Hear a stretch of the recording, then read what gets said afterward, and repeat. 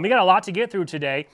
Before we get too far, though, it is the season. 'Tis the season. I want to give a shout out. We're going to run another one of our special limited time discounts for today only. So if you look at the bottom right there, if you go to gear.xbox.com, whack Halo, use the discount code HaloStream15. Our friends on the consumer products team here at 343 are offering a 15% discount. So still got some time possibly to get some holiday gifts or just pick up something for yourself. There's lots of cool stuff in there. We're going to talk more about some of the top consumer products items. A little bit later in the show today, we'll be joined by James Phasmatis, Monosmith, and we'll talk through some of his favorite things. Before we get to that, I do want to also give you a reminder. We're still running a weekly MCC 20th anniversary giveaway promotion. So we have more content that went live today. I think we have a graphic. You can take a quick look at this. But reminder, these items can be purchased using your season points as part of the exchange within MCC. So you can get the Frank box. You can get some amazing Duke controller shoulder pads and a pretty awesome OGX sniper skin that, Jerry, looks very similar to last week's Abby Lime coating in Halo Infinite, right? Very similar. It does, yeah. You guys, it's almost like you planned it. So that's going on still in MCC. Be sure to check back each week, and I believe right after the new year, there'll be one more chance to unlock the Orion armor, which is the throwback to the original Halo announcement back in 1999. So keep your eyes on MCC. Pretty much every week, there's still 20th anniversary content to unlock. Beyond that, we are going to get into a bunch of stuff today. Before we go another step further, this is a question that's top of mind for a lot of folks right now. We are fully aware of some intermittent problems that are occurring with matchmaking for Big Team Battle. So if you're running into some of those problems, we apologize. We do have some folks working on that actively right now. Expect some additional mitigations to probably roll out later today. But please know that we are working on that. We are aware there is some weirdness going on there. We don't have a direct line of sight yet on a resolution, but it's top of the priority list right now for our folks working in our war room and our engineering and services team. So please stay tuned to @HaloSupport on Twitter. It's your best way to get regular updates on issues and outages and things of that nature. So today we're going to jump into a little bit of an update on Halo Infinite. Jerry's going to talk to us. We'll talk about yesterday's playlist additions, challenge changes, some of the feedback and priorities that he and the team are going to have heard and what they're going to be thinking about as we come back from the break. Then we're going to be joined by Kiki Wolfgill. We're going to talk a little bit about the Halo series trailer that just debuted. What was that, last Thursday at the Game Awards? So we got that to talk about, unpack. We're going to answer a few of your questions there. Then we are going to talk with Grim Brother 1. Jeff Easterling is back in a live stream for a long time. I don't even know how long it's been. We're going to talk about some of the great work that he and the franchise team have been bringing to bear. Then, I mentioned this earlier, James will swing by. We'll take a look at just some of the cool consumer products, Halo offerings you can find in market today. Then we want to talk to you a little bit about HCS Rally. It's a huge week. The return of Halo Esports officially happens this weekend with the first in-person event in years. And then after all of that, we're going to take a little break and pivot over and just do a good old-fashioned Halo Infinite community play date, which, of course, if you match with us during that play date, you'll have a chance to win the exclusive unicorn emblem in-game. But before we get to that, we do want to get through some news and some important information and updates. So to kick things off, let's go back to the wide cam. Jerry's sitting right here next to me. Jerry, welcome back. Hey. It's been a little bit. I think you were here during the tech previews, right? Yeah, then we fell asleep and launched twice. Yeah, a lot's happened since then. But yeah, when you first came on, I think we were sitting right here. That was the first time we were able to walk through things like the Battle Pass, talk about progression, and sort of give our community the first glimpse before the tech preview went live. And then that feels like that was about 5 years ago. But believe it or not, I think that was only like 2.5 months ago. I know. Yeah.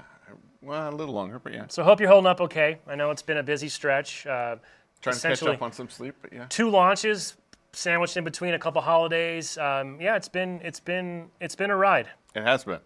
But it's been very exciting, and we've learned a ton. We have learned a ton.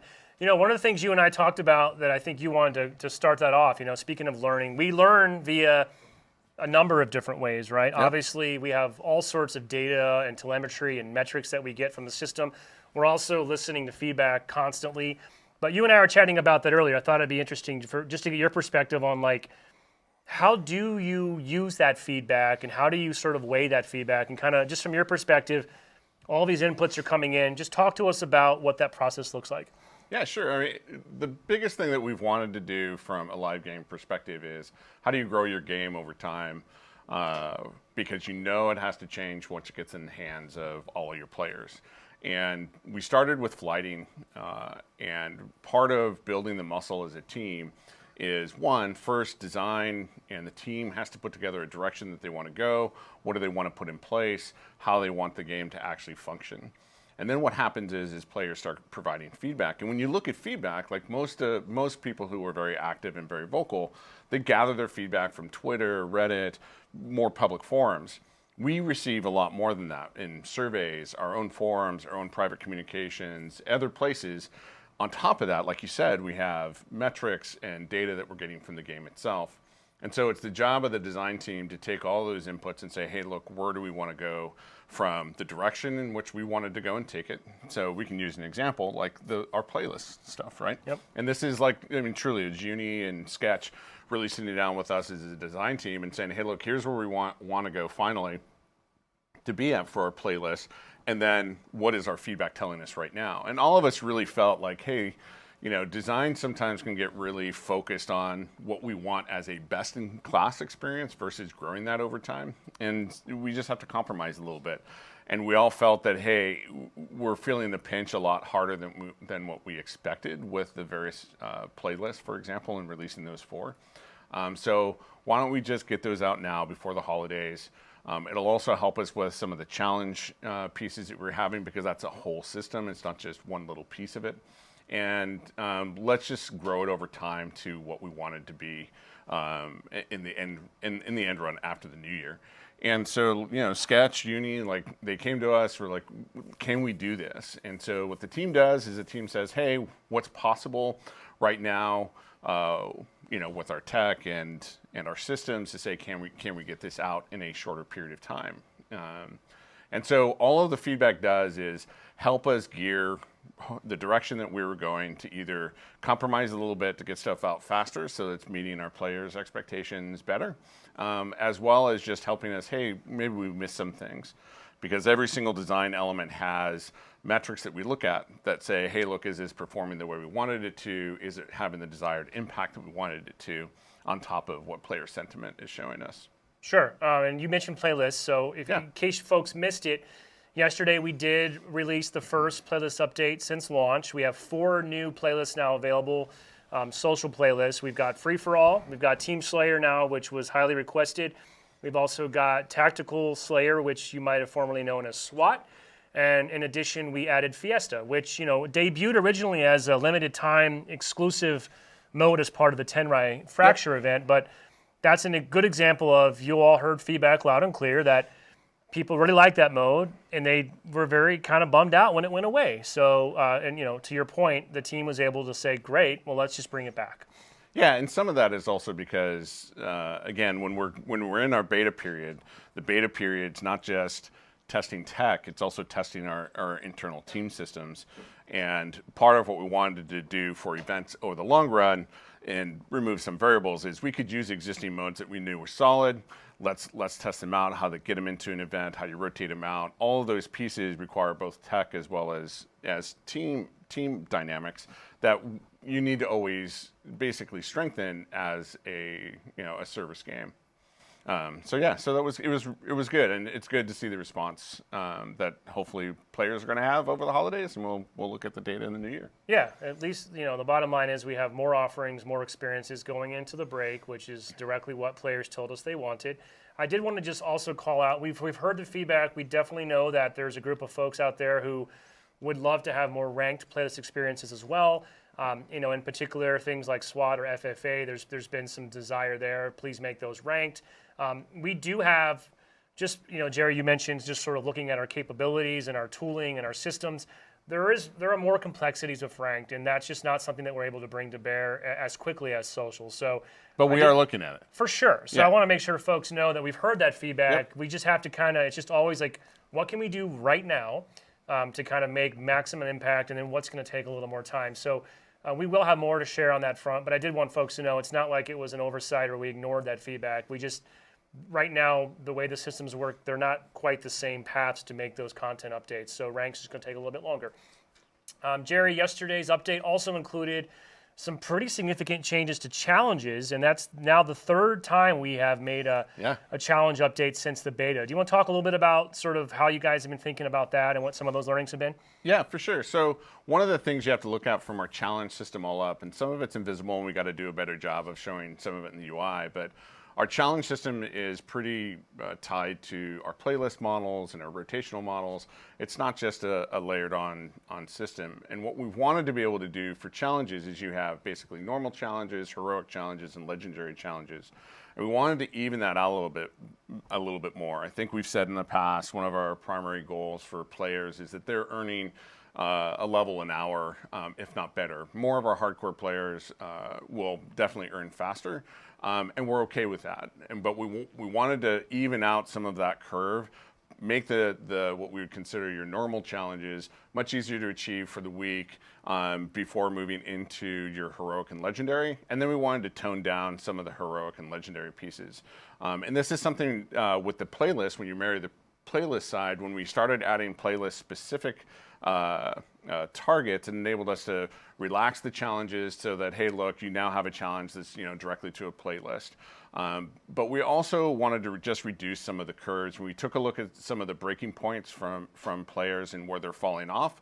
It's mostly on those, get 15 kills with the Ravager, which is Sketch's favorite joyous challenge, which I must have received about a dozen tweets and texts from him about. So we'll remove some of those or reduce them down from 15 to 10 or 10 to 5 type of thing, right? And so a lot of those are like again, seeing where players are hitting and getting stopped, or they're forcing a swap, or those things. If they're doing that, those are indicators to us that those things are either one, too hard, not applicable to the player, or the player just doesn't like those playlists, right?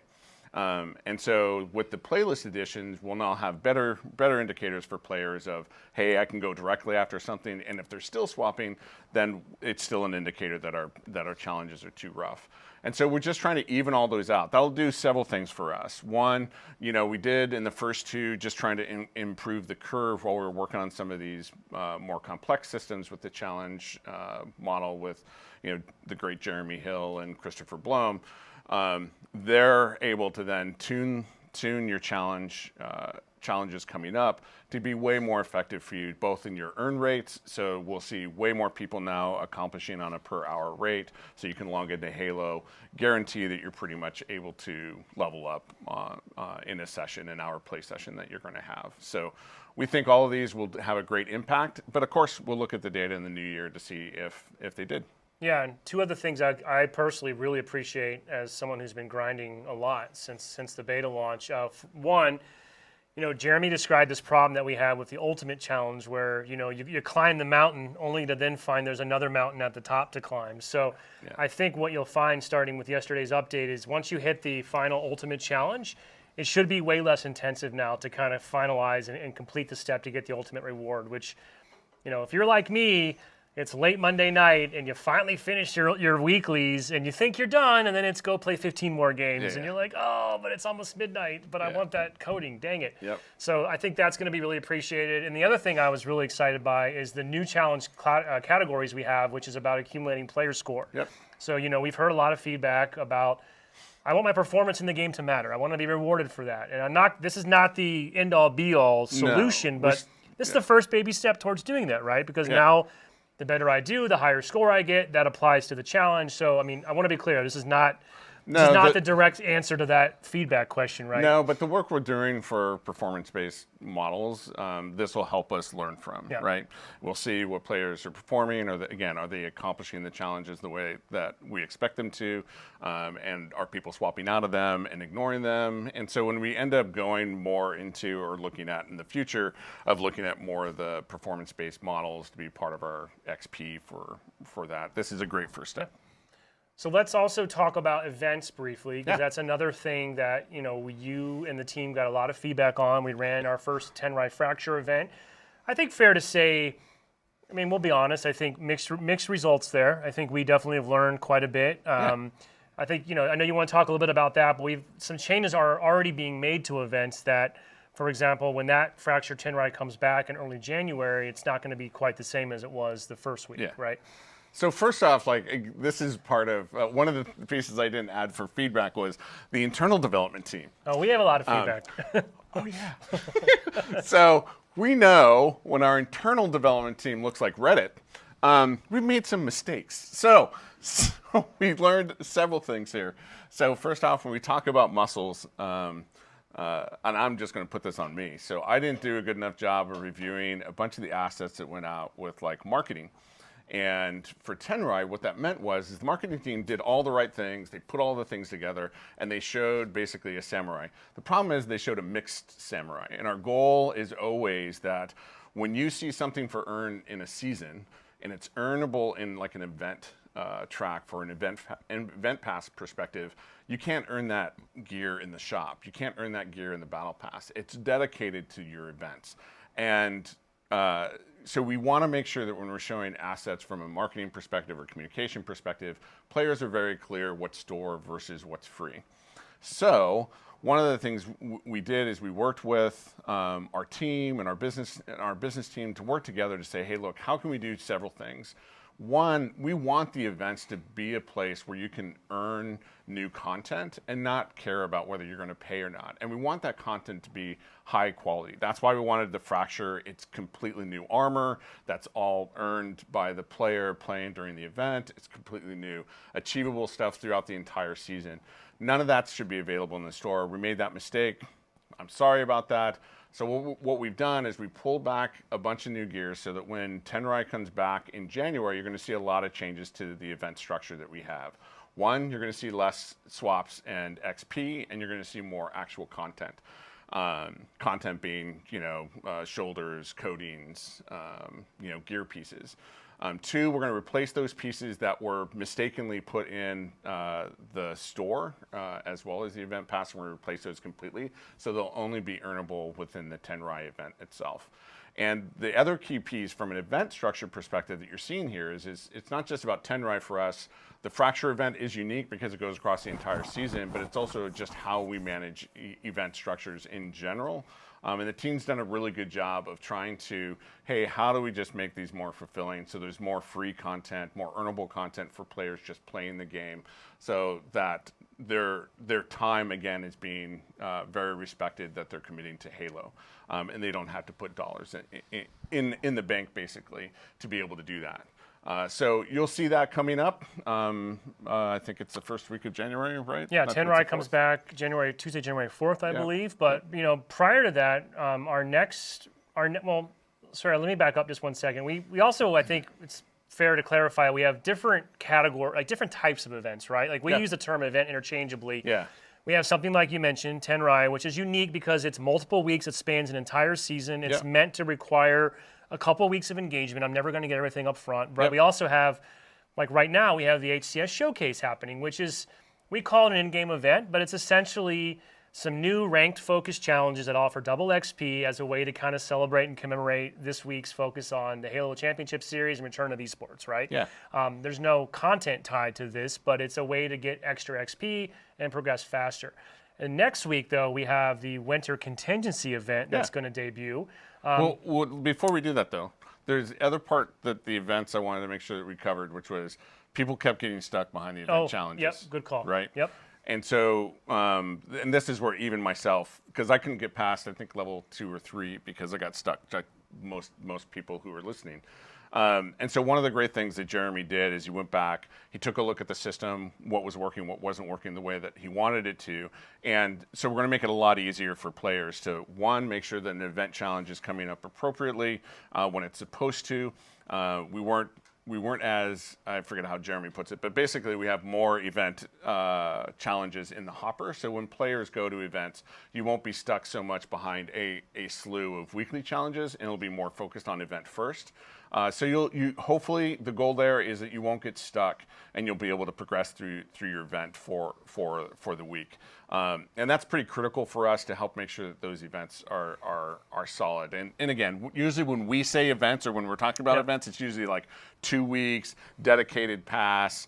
that's what we call like a solid event. But like you said, Yep. we have celebrations, we have just like what's coming up for winter contingency. Well, I should clarify too. I'm glad you mentioned the sort of the prioritization of event challenges and how they show up in your active challenge list. That's actually in effect right now. That went live in yesterday's update.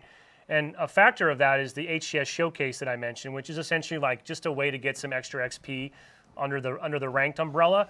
Well, as a result, now those HCS showcase challenges are now prioritized, which means you're probably always going to have one active. I'll tell you, I used a couple swaps that I happen to have from Rockstar, and no matter what, you're going to come back to a ranked challenge. So this is kind of one of the trade-offs of prioritizing an event challenge, but this happens to be I think one of our only events that would force you into ranked versus social. So it's a little bit of a unique outlier right now. Yeah. It is by design, but if you really just don't want to play ranked at all, the PSA is if you got swaps, just don't burn them because it's just going to get a different flavor of another ranked challenge. But you don't have to do it this week. And definitely, yeah. And that's something we definitely have to work on from a UI perspective. Yeah. Well, let's talk just really quickly. I think we have a teaser for Winter Contingency. Yeah. Now this goes live next Tuesday in the game. I also want to just preface, we'll have more information on Waypoint next week, but this is really, I think it was described to me as kind of like an advent calendar. It's like one time a day, you're going to log in, just do your daily challenge, you're going to get a free reward. So it's light touch, but it has content behind it, but it will not have a unique mode of play. No. Yeah, and this is something where we just wanted players to just, come in, play your Halo, and feel rewarded.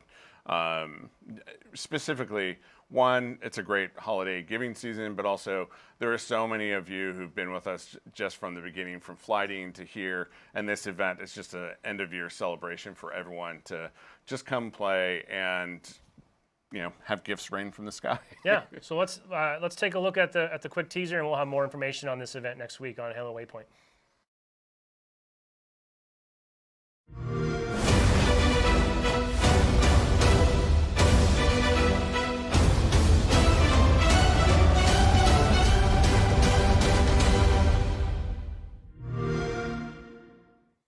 That's a teaser. That's a teaser. Yeah, consider yourself teased. But that goes live next Tuesday, so we'll have more information on Halo Waypoint. And I believe that will run for 10 days with a different cosmetic unlock to obtain. Yeah, and it's all daily challenges. So no one's having to grind your weekly challenges. It's just log in and play and do your dailies, and you're good to go. So, Jerry, last thing I want to talk to you about before we let you go is, we're getting ready to all this is the end of the year for us here at the studio. We're wrapping up. Obviously, we're keeping an eye on Big Team Battle, like I mentioned earlier, and we're still kind of keeping the lights on. But safe to say, most people are looking forward to a long overdue break, a chance to recharge. When you and the live team come back next year, I'm just kind of curious, after all the feedback you've heard over the last few weeks and months, really, what's top of mind? What are you all thinking about? Like, what do you want the community to sort of know that you've heard and that you all are going to be attacking next year? Yeah, well, the whole multiplayer team we've been working on things since flighting feedback. Some things are more complex and more costly for us to try to do. But one of the things I want to get into is just a regular rhythm with all of us on what are we looking at? Where is our focus? When Sketch says top of mind, it's those things that the team is actively talking about. Some of it you've already seen or we've already talked about, like our playlist model, continuing to improve that. The great Tom French and Witz are taking the time to help continue to improve that and coming up with a model that allows us to do that. The second thing I think we have talked a little bit about is we want to start getting into a regular rhythm of balance patches for the game itself, how that's going to roll out, what is that cadence going to look like. Those are things we want to make sure that we're taking a look at, especially after the holidays and after so many, millions upon millions of players playing, and make sure that we have the right game moving forward. Next piece, we've talked a little bit about, in particular, we want to be able to hit a stronger balance with our free or players playing the content and earning things at a better rate.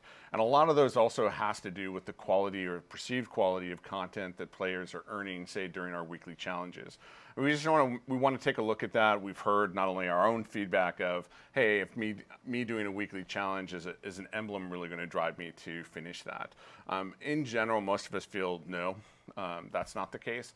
But we have to take a look at, hey, how do we help get that? How do we help raise that content up more? Some of the other pieces that we're looking for long-term, we still don't like our XP boost system, and we want to improve that.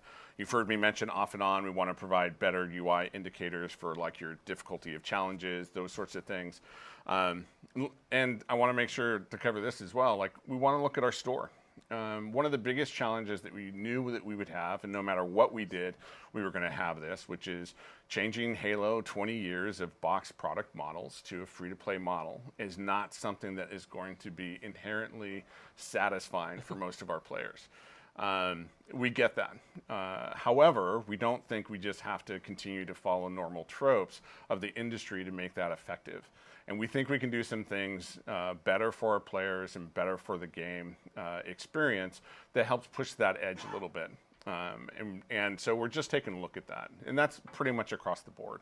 Taking a look at the bundles, where we're seeing value, what feels valuable, what doesn't feel valuable, what experiments can we put in there to see what people like and what people don't like. We need to make sure that we're able to at least, pay for the continuation of the multiplayer game on a regular basis. And that's what these models help us do. The other big piece is just our customization. The customization is really the engine for people to play the game and enjoy, whether it's on the free side or on the paid side. And we have to make sure that customization is actually doing what we expect it to do, like everything from the core system to the way we do emblems across, multiple pieces of content, or the way we do codings across multiple pieces of content. We just have to take a look at all of that. And so some of that we have some conversations going on right now for a bunch of that, but it's something that is for sure top of mind. Lastly, I think it's our ranked models.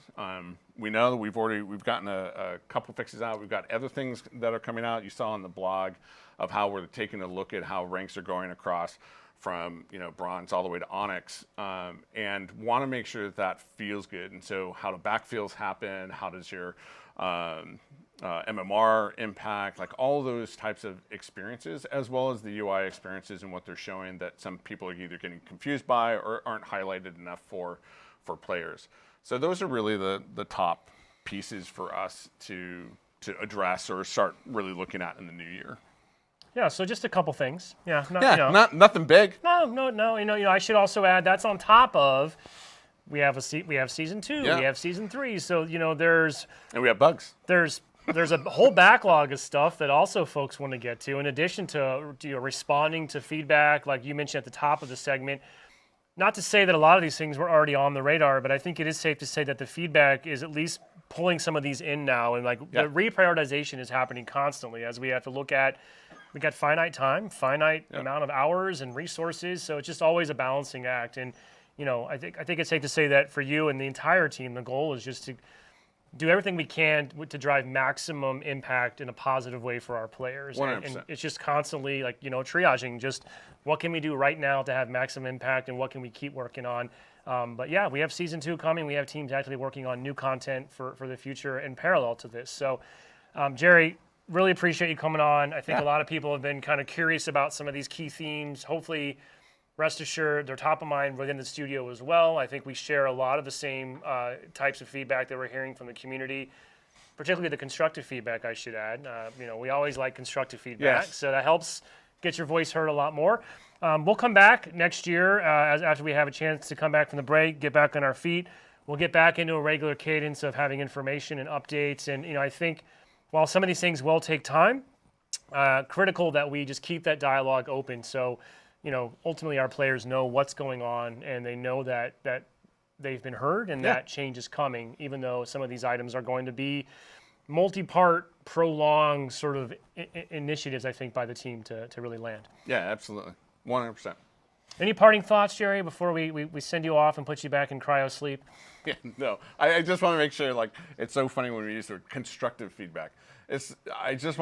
I am fine with people who don't agree with what we're doing. Sure. It's all a part of game development, right?